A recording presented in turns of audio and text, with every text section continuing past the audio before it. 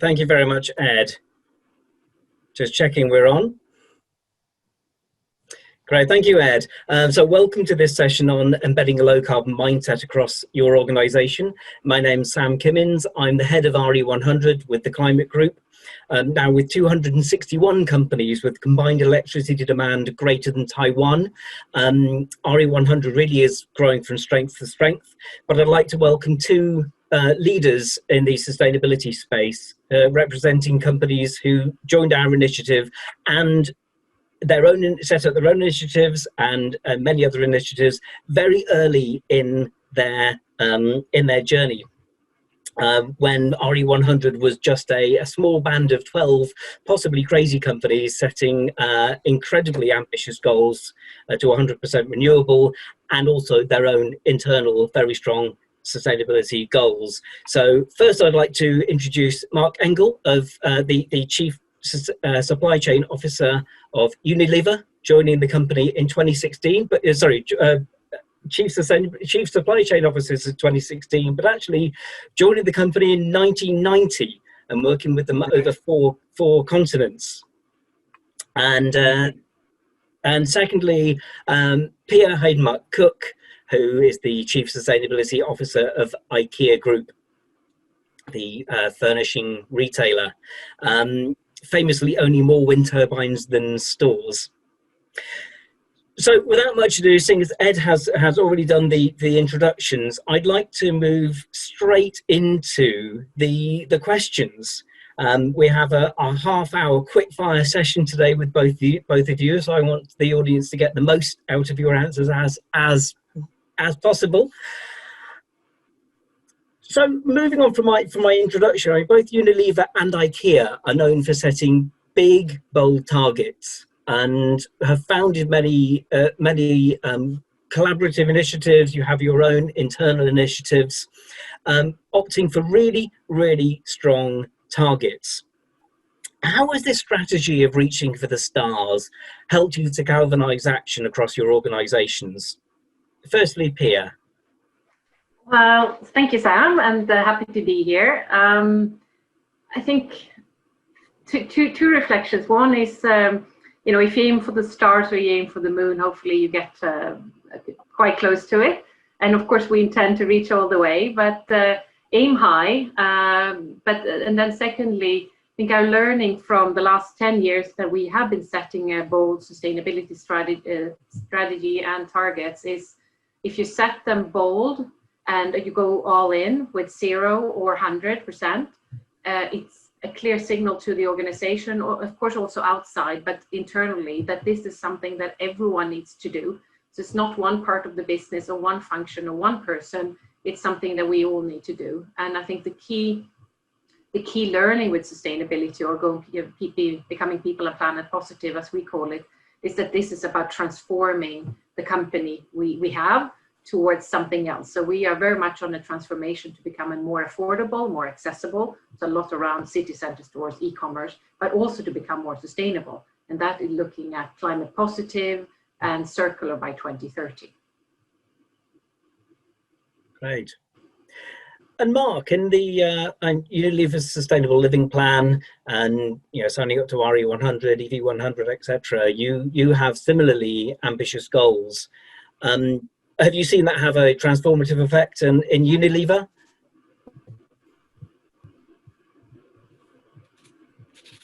Can you hear me, Sam? Oh, I think we may have lost Marc for a second. Can you hear me? Yes, I can hear you. Can you hear me? Yeah, we hear you a bit. Apologies, I had some connectivity issues. At Unilever is very similar as IKEA. We have a fundamental belief that sustainable business does drive superior performance. We've integrated our sustainability goal and our commitments into central to our business strategy and central to our brand strategy, not as a separate CSR function, but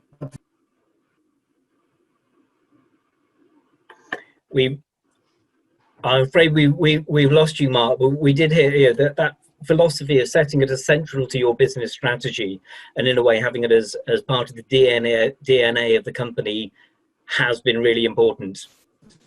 in galvanizing galvanize that action. Pierre, just to build on that question, how do you respond to people within the organisation who might say, "Well, look, we've no idea how we're going to achieve this goal. Why should we go for something that we have no idea how to get there?" I think that once you start out, it's quite many that don't know how to make it happen. And for us, it was more like 10 years ago, because we started investing in these famous wind parks that you mentioned in 2009. But by doing it, you learn. So I think my main takeaway, my main advice is, don't try to figure everything out before you start, because you will learn as you do. And then it's more about, just like Marc said, it's about integrating it. It's about cross-organizational and cross-functional collaboration, because there's always someone who has a piece of the puzzle. So together you figure it out. So if we take our work to become, we want to reduce our energy use by 80% by 2030. And we have fantastic engineers and real estate teams that know our buildings. And together with my team's sustainability knowledge, we actually figure it out.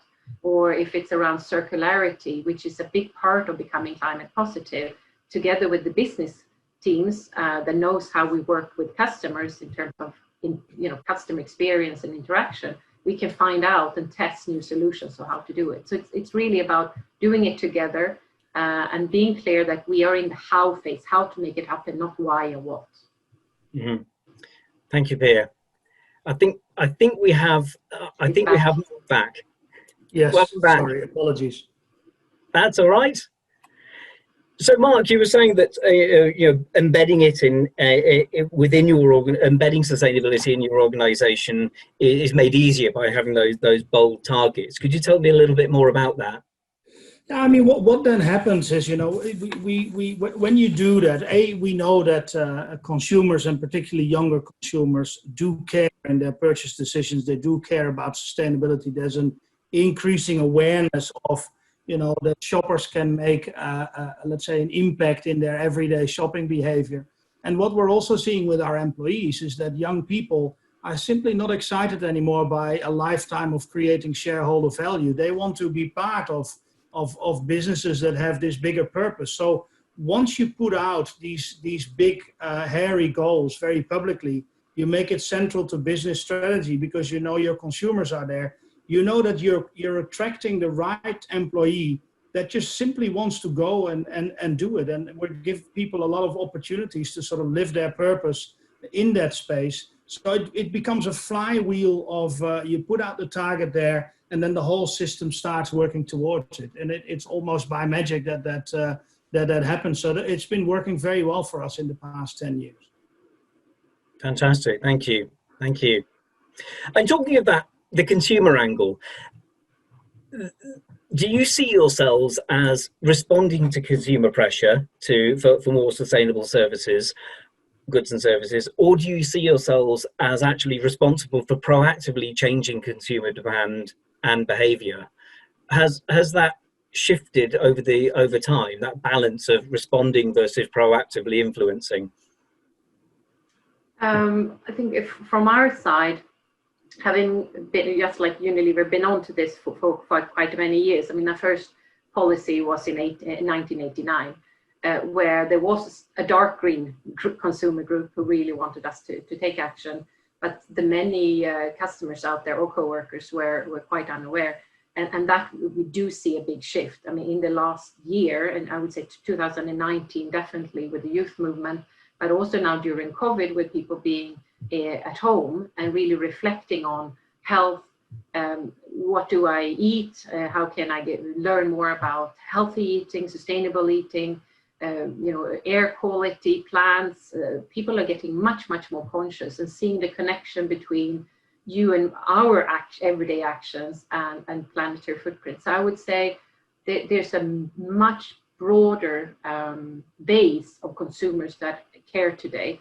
But if we would have just sat there and waited for them to knock on our door and ask for it, that's not being a responsible company. We need to lead the way on everything in terms of not only sustainability, we need to lead the strategy of our company. Where do we think we need to be in 2030 to be relevant to our consumers and to our coworkers? I see that IKEA has been piloting the sale of second-hand IKEA furniture for about a year, and recently announced the opening of an entire store dedicated to second-hand goods in Sweden. Do you see the job being providing those options, or do you see them as choice editing, removing the bad, bad options? I would say we do a combination of both. So in terms of the strategy and what we've set out, we have decided to only have renewable and recycled materials. So of course, with that, there's a lot of development work going on to see and understand which materials fit in a 2030 strategy and which ones do we need to choice edit. The same products, we used to sell incandescent light bulbs like everyone else. And then in 2015, we decided hard stop. We will only sell LEDs. We sold them at a price of €10 per piece, and now we're down below €1. So because of volume going up when we decided. So I would say it's a combination of the two. But when it comes to circular, it's very much around testing. Where are our customers? I mean, already today, the secondhand market for IKEA furniture is huge. So we actually have a bigger market share on secondhand than we have on firsthand, especially in mature markets. But then that's done, peer-to-peer or through other platforms. So for us now, it's more how do we step into this and interact with our consumers in this space? And that's the secondhand shop in Sweden, and also we're doing some platform tests. It's part of that testing and learning. How do we enable people to love their products for longer, and then give them away if needed at the end, but not send to landfill. And then at the end of the time, because we're also testing leasing, so furniture as a service in 6 markets right now. So I would say it's one of the big new things we really need to find out how to do it in the best way with our customers. Thank you. Marc, I recognise second-hand Marmite is a little bit more challenging, but is this an issue that you're also looking at, how influencing consumer behaviour and providing those options for the consumer to radically change rather than incrementally change their sustainability behaviour? Yeah, definitely. In our world, it's more around circularity, about the components of the product. Because at the end of the day, we're selling soups and soaps, or we're selling, let's say, small consumer units of that make your life a little bit better. And it's difficult to do that in a second-hand market, but we are looking more and more at the circularity of components. So plastics is the obvious one, but also making all the formulations. We've announced last month that we're moving away from fossil fuels in our product formulations, all to renewable ingredients in any of our laundry products, etc. So we, of course, we're doing that. What we did find, though, is that it's very hard to change consumer behavior if there is no clear benefit for the consumer. We have tried to get you to take shorter showers, and you basically have responded to us what you thought of that, because you want to decide whether you want to have an 8-minute shower or a 6-minute shower. But of course, we are also in our product development. If we develop a laundry powder or liquid that allows you to wash your clothes at cold temperatures rather than at 60 degrees, then of course your carbon footprint goes down. So I think it's in clever product development, and it's in the circularity of our products that we are finding the solutions. Thank you. Can I build on that, Sam?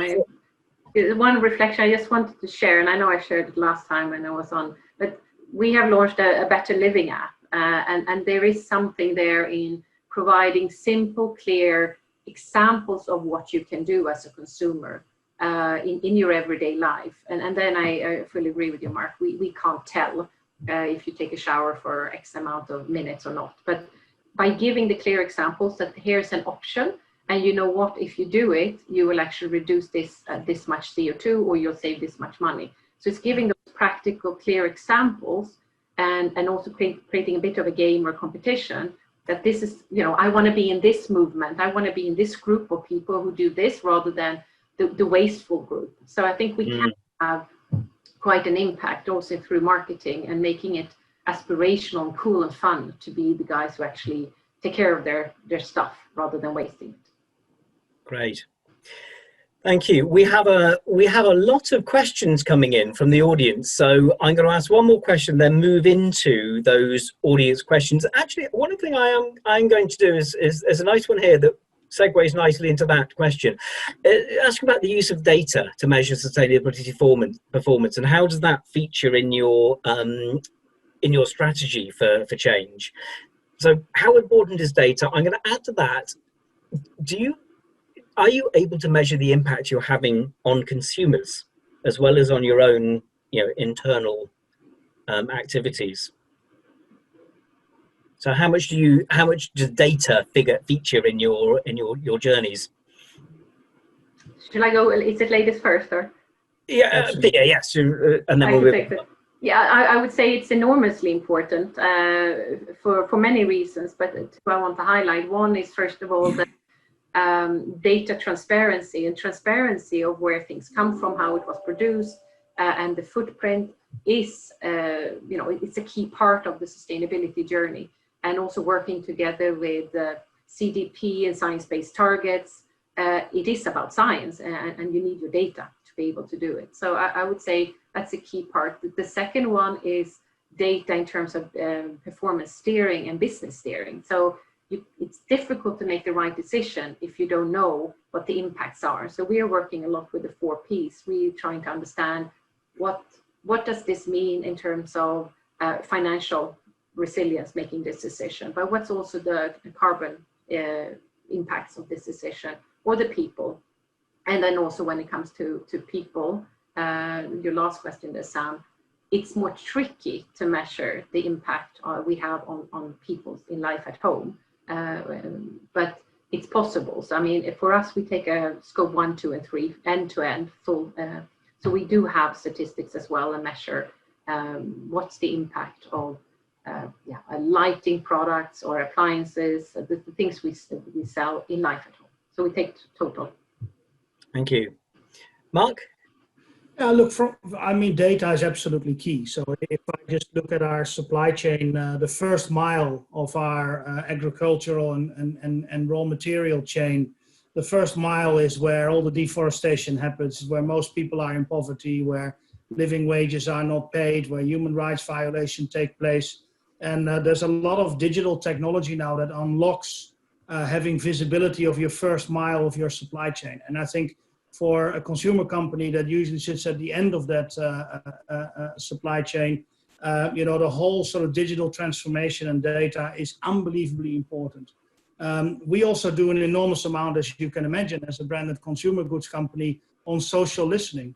So, because people don't call your telephone number anymore to complain, but they will post on social media. So let's say there's an enormous sophistication in listening mechanisms around what people think about your product, what do they like, what do they not like, and we try to convert that data of real consumer feedback. We call that the digital voice of the consumer, and we try to feed that back into our innovation mechanisms to know what people are thinking. And of course, when we, for instance, we're now trying to really limit the amount of plastic, and you can do that in many different ways.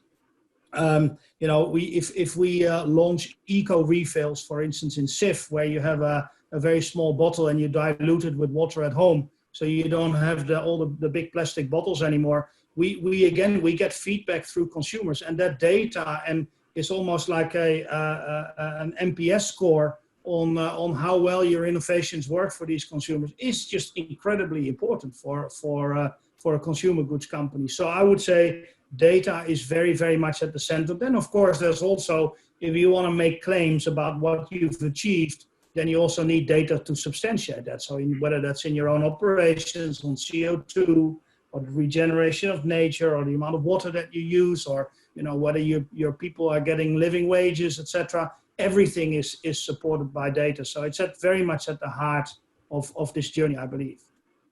Thank you. Thank you.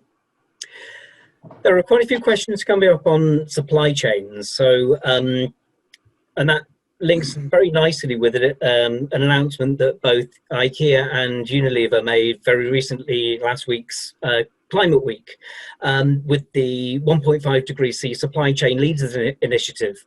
And that's in short, where it basically commits IKEA, Unilever and other members to make climate related targets and performance a key supplier purchasing criteria. I guess I'll focus that question on, what do you want suppliers to do, and how do you work with suppliers? With this question, given that we're 1 year into the climate decade and have 9 years left to halve our emissions, what do you advise suppliers, or what are you asking suppliers and other companies to do in this if they're at the start of their journey? We haven't got, the 10 years or so that IKEA and Unilever have had, ramping up their activities and really pushing things forward. What do those companies need to do now? What would you advise them to do now to have a really big impact? And also tell us a bit more about the 1.5 degree supply chain leaders initiative, which I think will answer quite a few of the questions that the audience has. Yeah, you want to go first again? Yeah, no, you can take this one. Yeah, all right. No, look, I think we and in Unilever we had done really well on scope 1 and 2 for the last 12 years. We cut out 70% of our footprint. But then you realize that is great, but of course that's only a very small part of your total footprint. So at this moment in time, we're also at the beginning of our journey where we need to take the suppliers with us, because if you want to talk scope 3, which is sort of 90% of your overall total end-to-end footprint, you need to take companies along. And we do realize we work with 48,000 suppliers, that people are in very different stages of the journey. And so what I would say is, look, the first thing is you need to keep it very simple. I think, net zero by 2050 is a very simple concept. Science-based target sounds more complicated, but when you really break it down, it is pretty much halving your footprint in the next every decade. You need to halve your footprint. And I think there's a lot of resources, and I do want to plug one of them, which is the Exponential Roadmap Initiative. It's called exponentialroadmap.org. That basically has two very vital resources, in my opinion. One is what they call the 1.5 degree business playbook, which shows you as a business, what helps you as a business, how you can develop strategies for making your business 1.5 degree enabled. And then there is the 1.5 degree supply chain leaders playbook that really sort of shows companies how can they prepare their supply chain for 1.5 degrees. I love it. It's very simple. If you don't know where to start, please go there, use the resources. There's also, let's say we're supporting an SME climate hub, which is for small suppliers, small and medium enterprises, to help them with roadmaps, because we do realize that, everybody needs to start somewhere, and it can be very daunting. But, particularly, I'm very excited about the Exponential Roadmap Initiative and the 1.5 degree supply chain leaders initiative, which I think are great resources that everybody can use. It makes it very simple, it makes it very doable, and it makes a big daunting task broken down into very manageable pieces. So that's what I would say. Thank you, Mark. Could you repeat the website address for that? It's exponentialroadmap.org. Great, thank you. And I can just build on that. I think one, because I fully agree with everything Mark said, but also in terms of the business relationship between us and the supplier, I think it's really about getting sustainability in there. And for us, it's been through our code of conduct, IWay, that we launched in 2000. And then, of course, always lifting the bar in terms of our supplier relationship. And then being clear on the expectations. Of course, the starting point is always energy efficiency, use as little as possible, and then shift to renewables if that's sun or wind or other solutions, depending on the market. But I would say the key part is really having it in the dialogue with the supplier, and also working with suppliers that have the same picture as us, who want to be part of this journey towards 2030. So there's a lot of components, but I agree the having the how to do it manuals are extremely important, but then also having the business support in the relationship in terms of feeling the courage to make some tough decisions, because some are quite easy. There's some low-hanging fruit still out there, but we're coming to a point to get the speed and the scale that we need. There's also going to be some tough decisions out there, and then it's easier to make those tough decisions together. So really what I'm hearing is overall this is taking the knowledge that leaders like IKEA and Unilever have developed over the years and actually helping directly those companies to apply that knowledge in your suppliers and other companies to apply that knowledge in their operations, to give them the courage to and the confidence to reach for the stars as you have. Thank you. Absolutely. It's fantastic that Unilever and IKEA is doing this. I say very biased, but the majority of companies out there are SMEs, and they are in our supply chain, in Unilever's, and also in other companies' supply chain. And we can only achieve a net zero world by having all companies, public and private, and governments to move. So I think that taking the learnings and sharing it, absolutely. Thank you. So we have 4 minutes left, so I'm going to try and squeeze in 2 more quick questions on this. Very large global questions into a 3.5 minute end session. So Pia, there's a huge global variation in attitude and legislative support for global action. How do you engage those regions? How do you engage the staff in those regions where it's particularly difficult, and encourage them where they've got a tougher hill to climb than the rest of the organization? Yeah, I mean, first of all, we set global goals. So we are not saying this is what we do in Europe and then the rest of the world we don't, or this is what we do in Asia and the rest of the world we don't. We set global goals, which means that everyone needs to step up.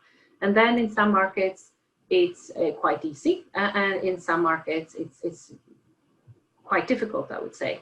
Then it's more having the dialogue and understanding each market. Because sometimes it's not even the country; it's city versus the countryside. What are the preconditions? What's possible? What are the solutions that makes the most sense? So moving from a how to do it in terms of you need to do this solution, it's more to say you need to become energy efficient, or we need to go for renewable energy, or we need this. And then there might be different solutions that work in Russia and China versus what works in Europe or in North America. So I think it's really having that dialogue and also having the business in the lead in that country. So it's not a global impulse. It's we create it together. But there's definitely some countries where it's more difficult in terms of frameworks, financial frameworks, legislation framework.